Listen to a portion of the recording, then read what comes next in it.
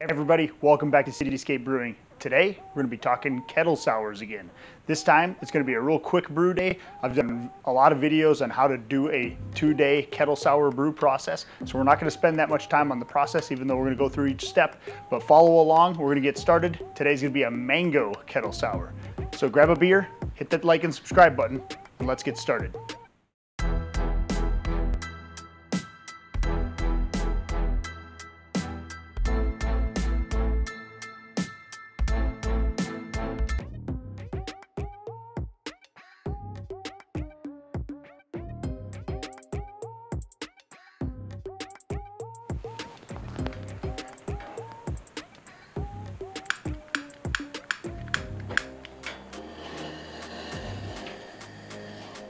All right, so we have hit our strike temperature. It's about 165 since it's a little cooler out here. My grains were a little cooler.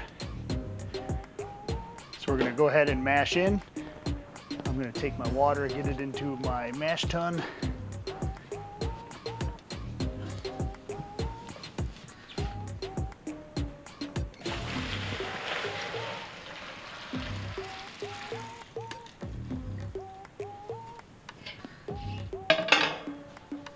I'm going to add my water additions, which in this case for me, it is calcium chloride, gypsum, and pH stabilizer. Give that a good stir up. Since we are doing a lot of white wheat, I got a half a pound of rice hulls. I'm gonna go in there. And then we will mash in our grains.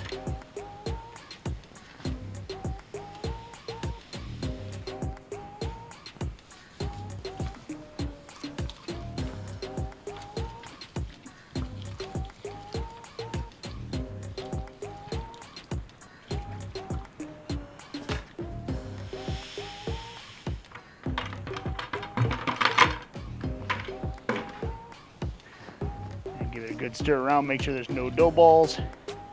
Take a temperature, see where we're at. Our target temperature is 152 for our mash. So we'll see how close we are, and then we'll set the timer for 60 minutes. Give my temperature gauge here.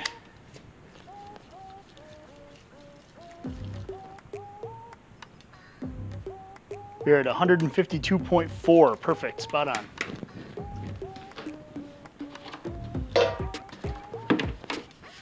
All right, so our mash is in. It is going for 60 minutes. During this time, get your sparge water ready.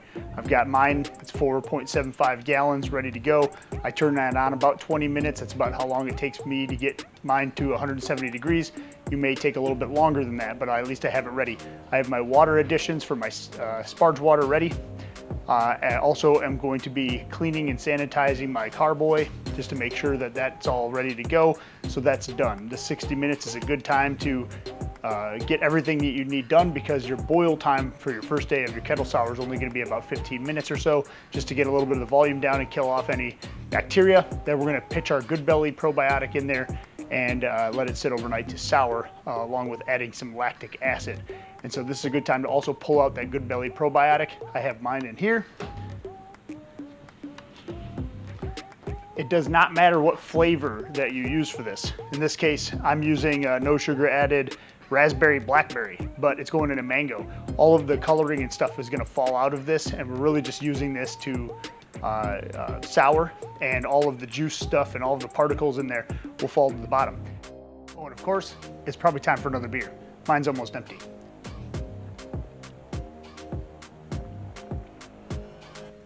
Yep, only a sip left.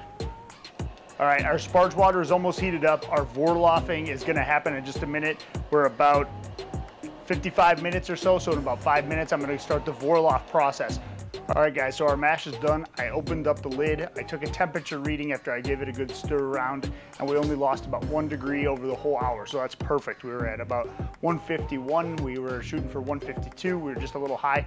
Being that it's a cold day, they cool down a little bit more. You could be a little bit higher on your initial strike water, but I'm okay with where we're at. Only a degree, not a big deal.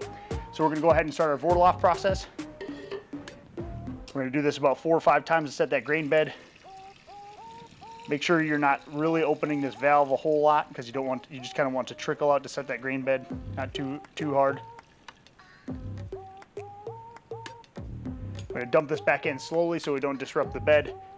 And then we're gonna put it right in our kettle and we're gonna collect about 2.6 gallons for our first runnings. All right, so our Vorlofing process is done. I've transferred about 2.5, just a little over 2.5 gallons, which is right where we want to be for our first runnings. I'm going to go ahead and dump our sparge water in there. This is again at about 170 degrees. I heat it up to 180 and then dump it in this, and it cools down a little bit. Then we're going to mix up these grains really good, and we're going to let it rest, do a batch sparge rest for about 15 minutes. And then we'll redo our Vorlofing process one more time. And we'll collect our final runnings, which should be right around 7.2 gallons or so, and then start our boil. Another thing you're going to want to do when your batch sparge is doing your 15-minute rest is calibrate your pH meter. So after we get done boiling this for 15 minutes, we're going to need to use the pH meter to see where we're at and then add lactic acid. So go ahead and get that thing calibrated, and then it'll be ready to go after we get done with the boil. All right, we have gotten to our 7.2 gallons for our final runnings, and we're going to go ahead and start our boil process for 15 minutes.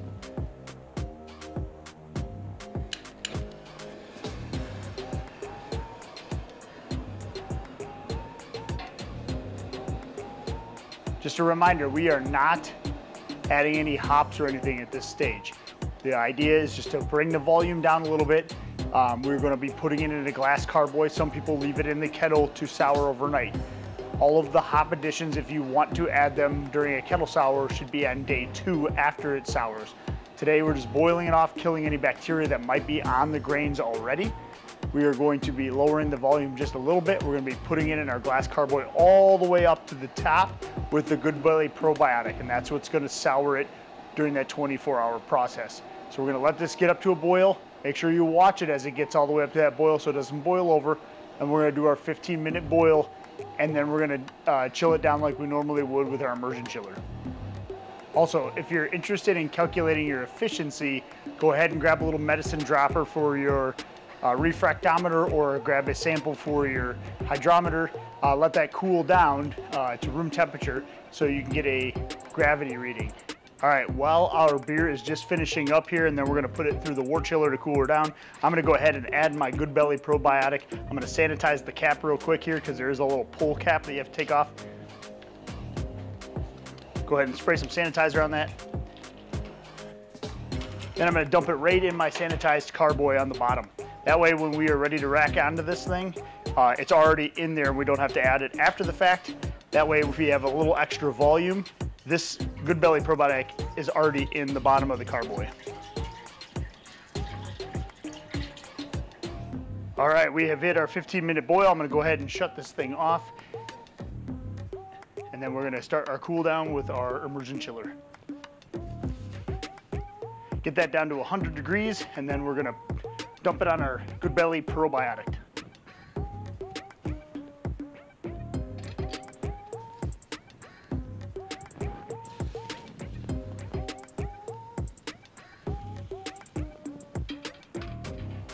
All right, after calibrating our pH meter and after cooling this down to 100 degrees, we're gonna go ahead and take a reading, and then we're gonna lower the pH from about 5.3, 5.4, which is where it should be, 5.2, 5.3, down to 4.5.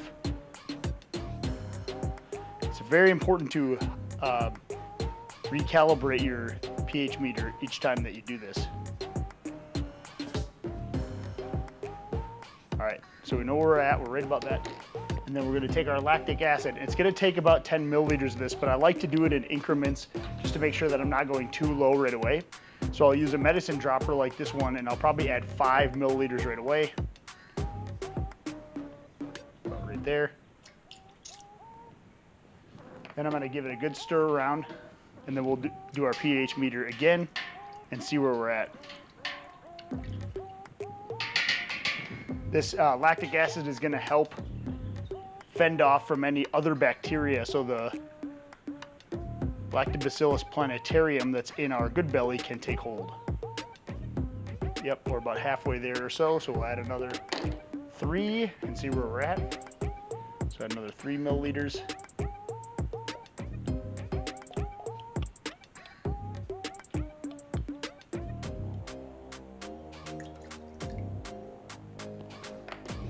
There, good stir around. Yep, we're probably gonna need the last 2 milliliters, so it is about 10 this time. And then we're gonna transfer it to our carboy.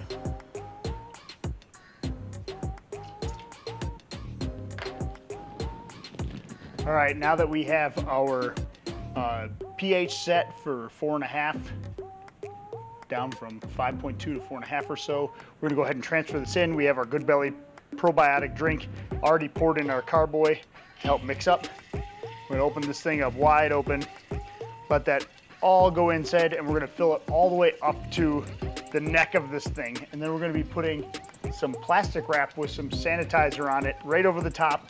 I'm gonna put on my lid and we're gonna let it sit for 24 hours for that pH to drop from about 4.5 where it is now to 3.5 when we test it, starting in about 18 hours. So 18 to 24 hours it'll take to sour, and then we're gonna boil it again for the rest of the 45 minutes to kill off that bacteria and do our normal boil process.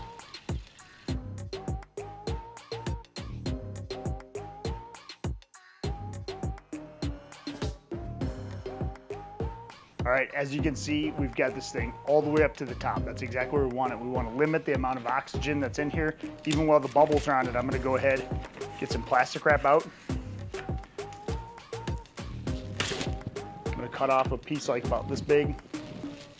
And then I'm gonna spray it with some Star San.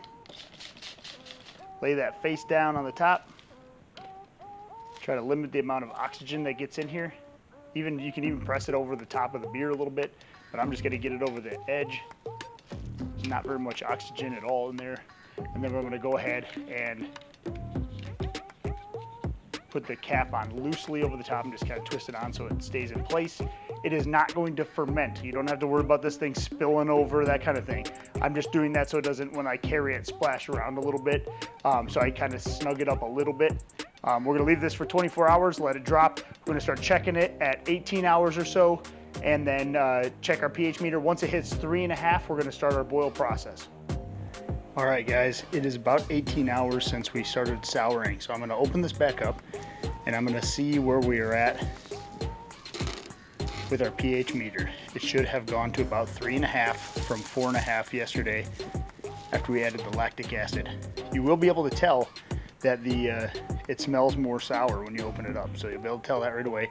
Make sure you recalibrate these. I just did that 3.4, 3.5, which is right where we want to be for the sour. So I'm gonna actually go ahead and start my boil process, which will stop the bacteria from souring. And then we'll do a rest of our 45-minute boil.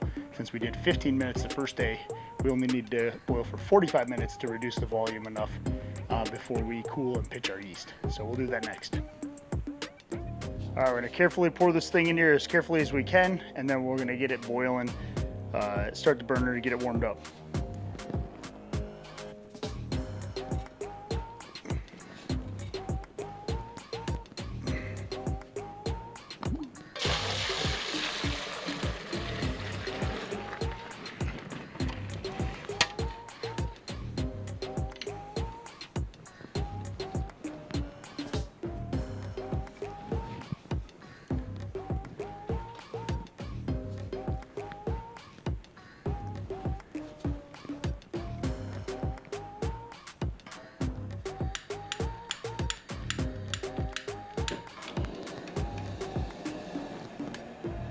Day number 2 is in full swing. We've got our beer heating up, and we are going to be watching that as it gets closer to the boil and make sure we don't boil over.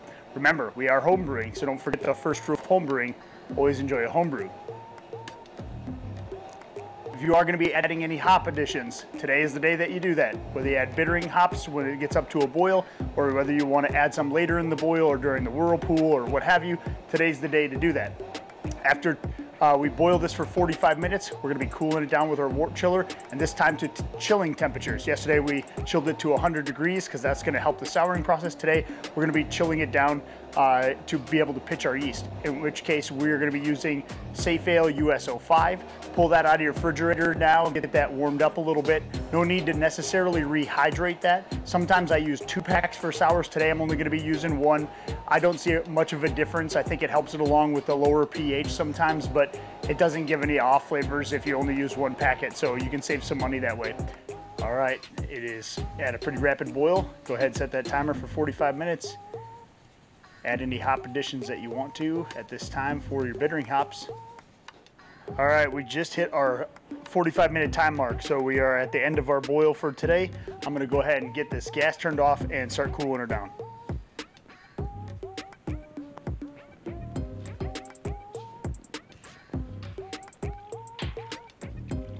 You wanna gently rock it back and forth like this.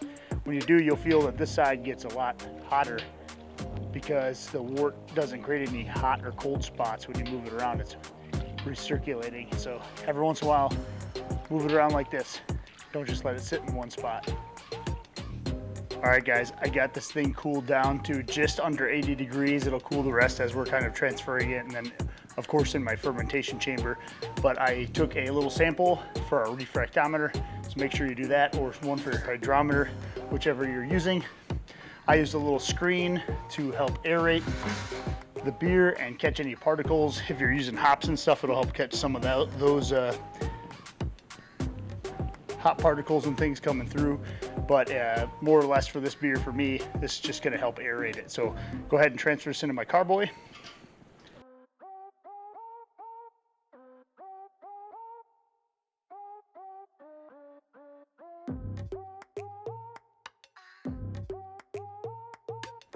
All right, guys, I got this thing in my fermentation chamber. It is cooled down now under 70 degrees. We're gonna go ahead and pitch the yeast. By doing that, I have sanitized scissors. I cut open the Safeale US05, and then I'm just gonna sprinkle this on top. Then afterwards, after I let it sit for about 5-10 minutes, I'm gonna come back and just kind of shake it around, make sure it gets suspended in the beer. So I'm gonna go ahead and just kind of sprinkle this on the top.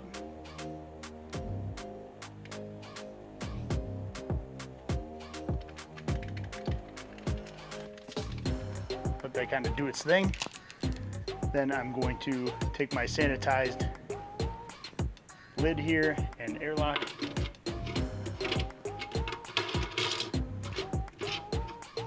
Put that on, nice and snug. Also get this guy on nice and snug too.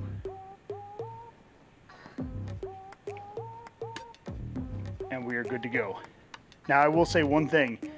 This has not a whole lot of air between the top of my carboy here and the lid.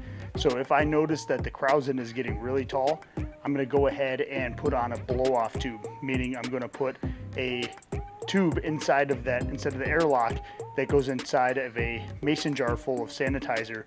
So therefore, if some of the krausen starts coming through, I don't make a mess all inside of my cooler. Sometimes if I notice that I have a full volume at the end of the day, that's something I do anyway. But I'm gonna kind of just keep an eye on this in the next 24 hours or so, see if it gets to that level. If it does, if it starts getting towards the lid, I'm gonna go ahead and put on that blow-off tube. All right, guys, that's gonna wrap up today's brew day. I'm gonna go ahead and do our final hydrometer reading now that this is cooled off a little bit, see where we're at for our starting gravity. Looks like we are at about 1063. Let's see where we were supposed to be at. 1064. So we are 1 point off, and I'm very happy with that. I think it's probably right in between 1063, 1064. And so with that, we're going to call that a success. As always, don't forget to leave any comments or questions in the link description below. I'll have everything as far as what I used and recipe also in that link description. Please don't forget to like, subscribe, and share. Helps out the channel tremendously. And with that, happy brewing and cheers.